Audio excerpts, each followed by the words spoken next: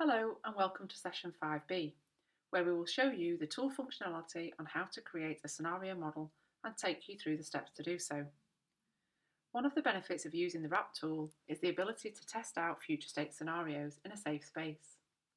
Here you can try out the weird and wonderful, and it doesn't impact on your team's morale.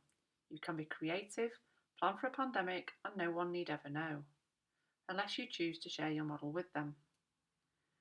When you have created your baseline in the tool, you can then make all the following changes. And not only can you do this, but you can stack these changes, so you can make multiple changes within one model. Outputs from these future state scenarios are your evidence to support business cases, bids and reports. The tool has been designed to be very user-friendly and straightforward. In order to build your scenario model, you work through the teams, roles, activities, etc. tabs, just like when building a baseline. Once in the tool, go to the modelling function in the left-hand menu and open your baseline model. Click on the Create Scenario tab.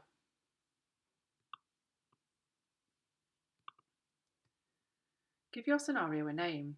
We recommend that this contains a date and your initials. You need to select the salary basis, either actual salary or salary with on-costs if you have uploaded this data. For this demo, we have selected the actual salary. Click on Create. On the Roles tab, you can make changes to the whole-time equivalent as a percentage or an absolute number, and you can do this by role. The tool has a virtual role feature, which allows the user to create and model on a new role that does not exist in the current baseline team or structure. This function is particularly useful if you are looking at increasing capacity or changing skill mix in your team, whether that is via a completely new role, for example apprentice or physician associate, or by introducing a new type of role into a team, for example a therapist into an acute ward. The tool also has a virtual team feature in scenarios, which allows the user to bring together workforce from across structures, for example multiple roles from various organisations across a system, into a single hierarchy or team. This function is particularly useful when modelling across sectors to realise the potential of integrated team working. For example, creating a new neighbourhood team consisting of roles from primary care, secondary care and social care. Similar to the Roles tab, you can make changes to the activity as a percentage or an absolute number. You can apply these changes at the overall activity level. For example, a 10% increase for everyone doing an activity, or you can make changes at individual role level. The tool also has a virtual activity feature, which allows the user to create a model on a new activity that does not exist in the current team or structure. This function is particularly useful if you are looking at transferring capacity between roles or looking to introduce a new process within the team. You can do this in the tool by selecting your scenario and going into the Activities tab, where there is a Create Virtual Activity button. We will show you this in more detail in a further video.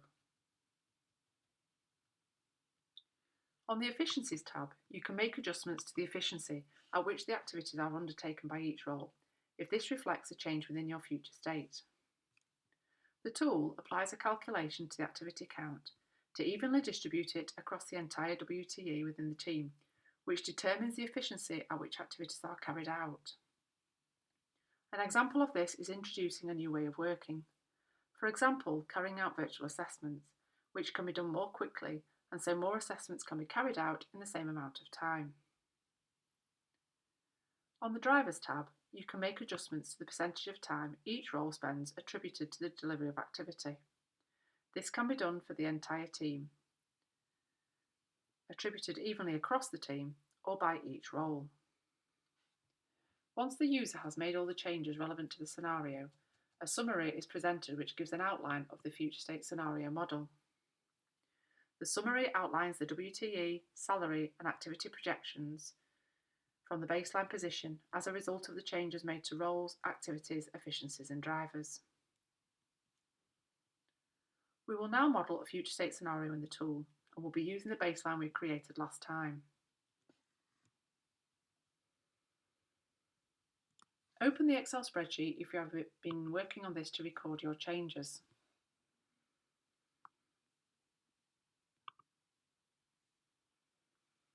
You may remember that last time we created a baseline model for the project integrating and streamlining community mental health service using data selected from 3 different organisations that are involved in mental health care. Outside of the tool, we have engaged our stakeholders and undertaken a personal analysis and come up with potential future state that we want to try out and model in the tool. This has been recorded in the spreadsheet. We do recommend that you make such a table as this to record all your changes, especially when you are new to using the tool. Once in the tool, if your model is not already open, click on the Modelling button on the left-hand tab and find your baseline model and click on the Create Scenario button. For this demo, however, we have already gone through this step and created a scenario. Remember, on the Roles tab, you can make adjustments to the WTE shown in your baseline model as a change in percentage or a value. We will adjust the projected WTE for the Community Mental Health Practitioner role and increase this to 5.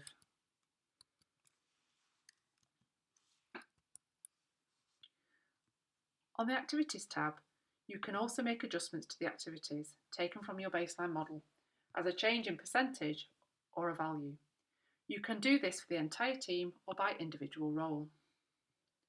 In our demo, we are going to make changes to the initial assessment activity. We are going to reduce the volume of initial assessment from the CMHT and medical centre teams. We will still assume that the roles will carry out some of the specialist assessments and therefore will still have a small proportion of activity recorded. We are also going to increase the number of initial assessments carried out by the primary assessor.